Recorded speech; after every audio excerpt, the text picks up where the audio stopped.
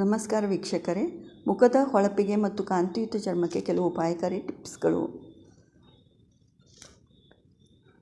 ಒಳ್ಳೆಯ ನಿದ್ದೆ ಬಹಳ ಮುಖ್ಯ. ಇದು ನಾವು ದಿನಪೂರ್ತಿ ಕೆಲಸ ಮಾಡಿ ನಿದ್ದೆ ಜಾಸ್ತಿ ಮಾಡಲಿಲ್ಲ, ರಾತ್ರಿನೂ ಬೇಗ ಮಲಗಲಿಲ್ಲ ಅಂತಂದರೆ ಭಾಳ ಸಮಸ್ಯೆ ಆಗ್ತದೆ. ದಿನಕ್ಕೆ ನಮ್ಗೆ 8 ಗಂಟೆ ನಿದ್ದೆ ಅವಶ್ಯ ಇದೆ.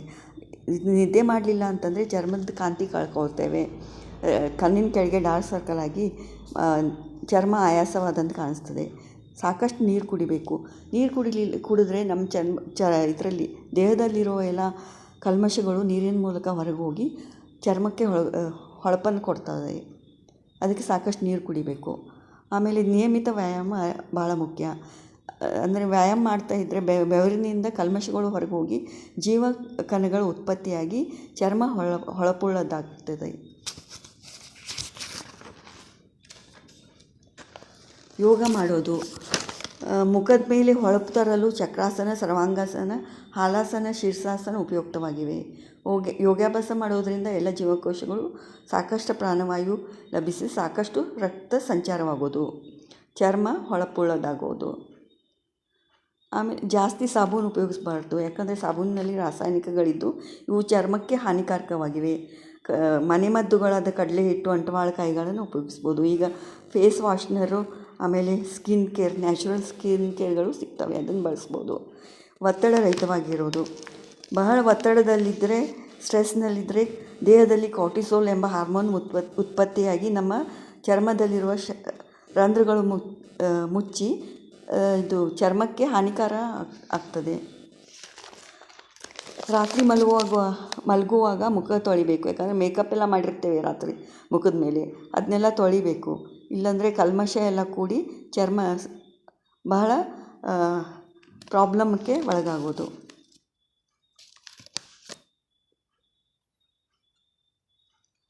ಆಮೇಲೆ ಶಾಂತ ಮನಸ್ಸು ಬಹಳ ಮುಖ್ಯ. ಇದು ನಮ್ಮ ಮನಸ್ಸಿನಲ್ಲಿ ಕ್ರೋಧ, ನಿರಾಶೆಗಳಿದ್ದರೆ ಅದು ಚರ್ಮದ ಮೇಲೂ ತೋರಿಸ್ತೇವೆ. ಆಮೇಲೆ ಯಾವುದೇ ಪರಿಸ್ಥಿತಿಯಲ್ಲಿ ಶಾಂತವಾಗಿರೋದನ್ನು ಕಲಿಬೇಕು. ಅಂದರೆ ಧ್ಯಾನ ಮಾಡೋದರಿಂದ ನಮ್ಮ ಮನಸ್ಸು ಪ್ರಫುಲ್ಲವಾಗೋದು. ಅದು ಧ್ಯಾನ ಮಾಡಬೇಕು, ಶಾಂತವಾಗಿರಬೇಕು.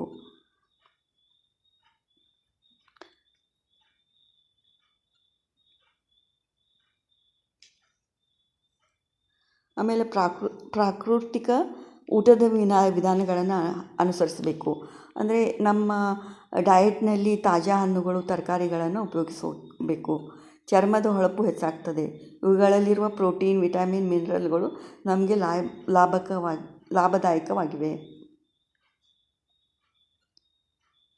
ಆಮೇಲೆ ಮನೆಮದ್ದುಗಳು ಅಂತಂದರೆ ಅಲೋವೆರಾ, ಇದನ್ನು ಉಪಯೋಗಿಸ್ಬೋದು. ಮುಖದ ಮೇಲೆ, ಚರ್ಮದ ಮೇಲೆ ಇದನ್ನು ಡೈರೆಕ್ಟಾಗಿ ಹಚ್ಬೋದು. ಆಮೇಲೆ ಗ್ರೀನ್ ಟೀಯನ್ನು ಉಪಯೋಗಿಸ್ಬೋದು. ಅರ್ಧ ಕಪ್ ನೀರಿನಲ್ಲಿ ಗ್ರೀನ್ ಟೀ ಕುದಿಸಿರಿ ಮತ್ತು ಇದರಲ್ಲಿ ಬ್ರೌನ್ ಶುಗರ್ ಮತ್ತು ಬೆಣ್ಣೆ ಸೇರಿಸಿ ಮುಖದ ಚರ್ಮದ ಮೇಲೆ ಮಸಾಜ್ ಮಾಡ್ಬೋದು. ಆಮೇಲೆ ತೆಂಗಿನೆಣ್ಣೆಯೂ ಬಹಳ ಉಪಯುಕ್ತವಾಗಿದೆ. ಇದನ್ನು ದಕ್ಷಿಣ ಭಾರತದಲ್ಲಿ ಬಹಳ ಉಪಯೋಗಿಸ್ತಾರೆ. ಇದು ಚರ್ಮವನ್ನು ತಂಪಾಗಿರಿಸ್ತದೆ, ಸೂರ್ಯನ ಕಿರಣಗಳನ್ನು ರಕ್ಷಿಸ್ತದೆ ಚರ್ಮವನ್ನು. ಇದು ಆ್ಯಂಟಿ ಏಜಿಂಗ್ ಸಹ ಆಗಿದೆ. ಇನ್ನು ಎಳೆನೀರು ಕುಡಿಯೋದ್ರಿಂದ ಮುಖದ ಮೇಲೆ ಹೊಳಪು ಬರ್ತದೆ. ಅರಿಶಿನ ಉಪಯೋಗಿಸೋದ್ರಿಂದ ಅರಿಶಿನ, ಕಡಲೆ ಹಿಟ್ಟು ಮತ್ತು ನೀರು ಸೇರಿಸಿ ಪೇಸ್ಟ್ ಮಾಡಿ ಮುಖದ ಮೇಲೆ ಹಚ್ಚಿ 10-15 ನಿಮಿಷ ಆದಮೇಲೆ ತೊಳಿಬಹುದು. ಆಮೇಲೆ ಹಾಲು ಬಹಳ ಉಪಯುಕ್ತವಾಗಿದೆ. ಇದನ್ನು ಮಾಯಿಶ್ಚರೈಸರ್ ಅಂತಲೂ ಉಪಯೋಗಿಸ್ಬೋದು. ಇದು ನಮ್ಮ ದೇಹಕ್ಕೆ ಬಹಳ ಉಪಯುಕ್ತವಾಗಿದೆ. ಮಾಯಿಶ್ಚರೈಸರ್ ಅಂತ ಇದು ಬಹಳ ಕೆಲಸ ಮಾಡುತ್ತೆ.